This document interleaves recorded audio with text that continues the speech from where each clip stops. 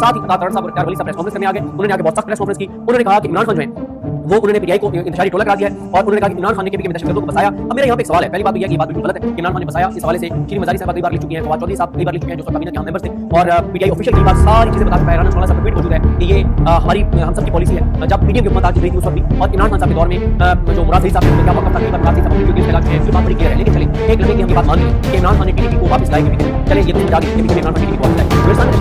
तो जब ये कहा जाता है कि टीडीपी में एक्सेस है इनका पीटीआई का और दहशतगर्दों का, तो चलिए हम मान लेते हैं कि उसको बलूचिस्तान में करेंगे। वहां पे यहाँ जाकर केपीके की गवर्नमेंट के बलूचिस्तान में क्यों आप नहीं ये बात करते कि वहाँ पे जो सरफराज बुकी हैं उनके गवर्नेंस से क्या इश्यूज हैं और किस तरह से वहाँ पे करप्शन और लूट मार हो रही है। तो ये बात अब सोशल मीडिया का दौर है, अब ये नैरेटिव नहीं बन सकता। और जो प्रेस कॉन्फ्रेंस की उसमें कोई वजन नहीं था जो तारड़ साहब ने प्रेस कॉन्फ्रेंस की, क्योंकि उन्होंने कहा कि इमरान खान दहशतगर्दों का चीफ स्पॉन्सर है। अच्छा चलिए मैं मान लेता हूँ इमरान खान दहशतगर्दों का चीफ स्पॉन्सर है, सबसे बड़ा स्पॉन्सर करने वाला दहशतगर्दों के इमरान खान, मैं मान लेता हूँ। क्या आपने पिछले 3 साल में इमरान खान को कोई ऐसा केस बनाया कि दहशतगर्दों को सबसे बड़ा स्पॉन्सर करने वाला है? भाई इससे बड़ा इमरान खान पे केस क्या बनता है? आप केस नहीं में इमरान खान को बनाया केस ये बनाया कि वो दहशतगर्दों का स्पॉन्सर है।